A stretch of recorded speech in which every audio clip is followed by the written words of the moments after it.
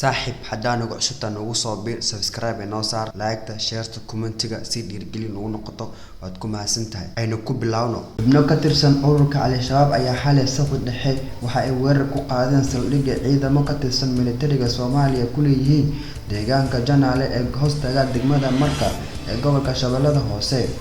waxaa halkaasi ka dhacay dagaal isku adeegsaday xubka noocyadiisa kala duwan saraakiil ka tirsan ciidanka ururka 83aad guutada 14 Oktoobar xoogga dalka ayaa sheegay iska difaaceen weerarka kaga yimid dhanka ururka Al-Shabaab isla markaana khasaaro xoogan ay gaarsiiyeen dagaalka kooban ee ka dhacay deegaanka Janaale sidoo kale saraakiisha ayaa deegaanka Janaale ku soo bandhigay meedka hal xubin oo ka tirsan rag soo weeraray taliyaha ururka 83aad ee guutada 14 Oktoobar gaashaanle sare Nuurdin Xuseen ayaa sheegay ciidamada xoogga dalka Soomaaliya ay hoodka deegaanka Janaale ka wadaan howlgallo ay ku bacsanayaan dagaalamayaal ka tirsan ururka Al-Shabaab ee deegaanka soo weeraray wararka ugu dambeeyay ee naga soo gaaraya deegaanka Janaale ee gobolka Shabeellaha Hoose ayaa sheegaya in xaaladdu ay tahay mid degan isla markaana isku socodka gaadiidka iyo dadka si caadi ah ku soo laabtay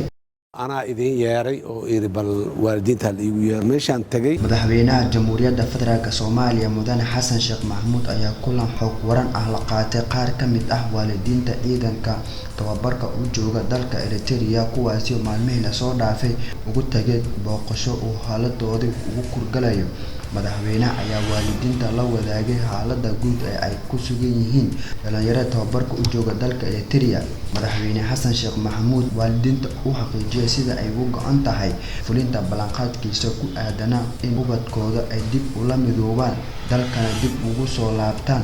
si ay u gutaan waajibaadkooda qaran ee u dhaarteen waxaan la soo qaatay farxadda ciidda anigoo u si dhow ugu kurgalayo noloshooda si ay waalidnimo ku dheehan tahay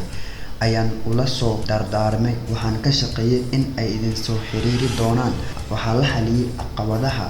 ku aadan arintaasi anigoo u rajeynaya in idin soo wici doonaan dhinaca kale mid ka mid ah waalidiinta Soomaaliyeed ee madaxweynaha la kulmay ayaa ugu mahadceliyay xaaladda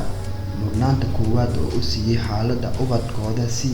degdeg ah u rajeynayo in dalka dib ugu soo laabtaan